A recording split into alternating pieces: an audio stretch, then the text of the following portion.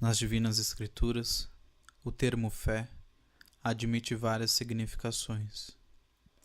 Aqui vamos falar daquela virtude pela qual assentimos plenamente a tudo quanto nos foi revelado por Deus. Ninguém terá justo motivo de duvidar que essa fé seja necessária para a salvação, mormemente por estar escrito que, sem fé, não é possível agradar a Deus. Realmente, o fim que se propõe ao homem para a sua bem-aventurança é tão elevado que o não poderia descobrir a agudeza do espírito humano. Era, pois, necessário que o homem recebesse de Deus tal conhecimento. Ora, esse conhecimento não é outra coisa senão a própria fé, cuja virtude nos leva a ter por certo o que a autoridade da Santa Mãe Igreja declara ser revelado por Deus. Nenhuma dúvida podem ter os fiéis das afirmações que vêm de Deus, porque Deus é a própria verdade. Esse critério nos faz compreender a diferença que vai entre a fé que temos em Deus e a fé que se dá aos autores da história humana. A fé tem grande extensão e admite vários graus de grandeza e dignidade, como se depreende da Sagrada Escritura. Homem de pouca fé, por que duvidaste? Grande é a tua fé. Aumentai a nossa fé. E ainda, fé sem obras é morta.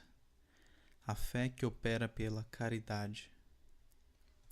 Entanto, a fé é uma só virtude, e os diversos graus que possa ter entram perfeitamente na mesma definição. Quantos frutos e quantas vantagens dela se tiram é o que vamos ver na explicação dos artigos.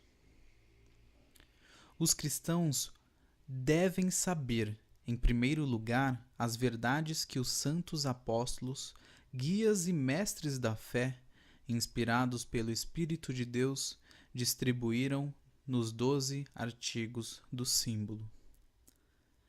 Tendo recebido do Senhor a ordem de irem como seus embaixadores pelo mundo inteiro a pregar o Evangelho a toda criatura, os apóstolos acharam que se devia compor uma fórmula de fé cristã.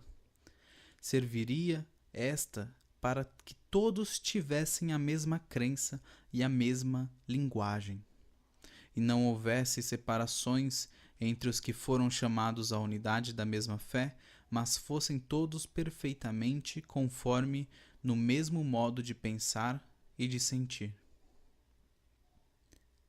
A esta profissão de fé e esperança cristã, que acabavam de redigir, os apóstolos chamaram-lhe símbolo, ou porque se forma das várias proposições que cada um deles apresentou, ou porque devia servir de senha para identificar os desertores, os irmãos falsos, intrusos, que adulteravam o Evangelho, e assim distingui-los daqueles que verdadeiramente tomavam um santo compromisso na milícia de Cristo.